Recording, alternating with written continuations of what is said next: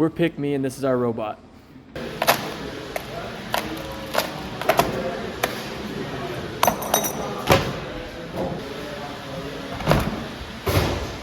We had to do some line following with this robot, so we have on the bottom here 2 QRD sensors. We only needed 2, and then if it would go to one side, it would see the line, and then would switch to the other side. And we also had to account for the exact width of the like from wheel to wheel. So we had to do some math in order to get 90-degree turns perfectly for the canyon navigation.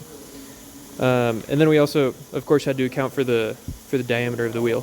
So there was lots of math involved in this. It was really quite interesting and a fun problem to do.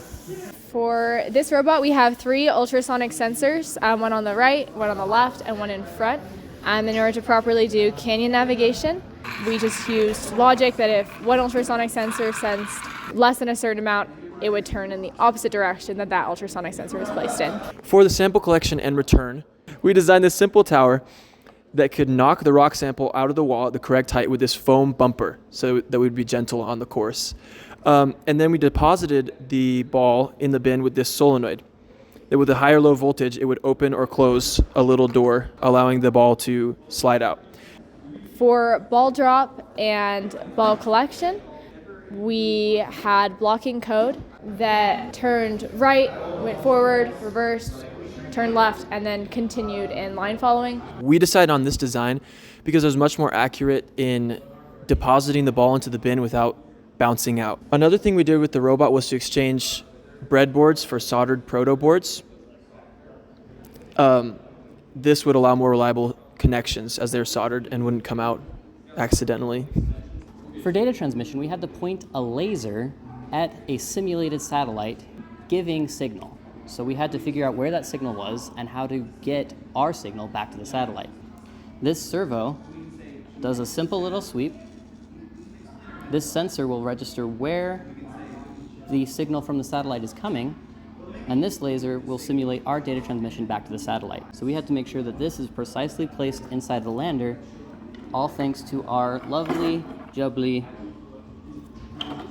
sensor in the front. And all those systems work together to make sure that this can send the message back home. A cute little list of things that we would do differently if we could do this again.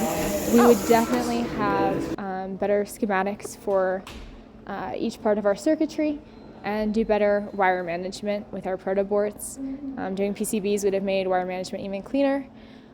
Our 3D prints worked great, and keeping the robot close to the ground worked great as well.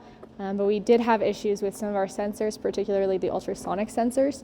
If we could do this again, we would probably order stuff from online, just because the sensors were often unreliable. We probably would have started doing integration sooner, integrating all the code together as we went, having a version-controlled version of the integration code as well as version-controlled versions of the individual component code. Starting this earlier, having integrated code earlier would have made that a better process.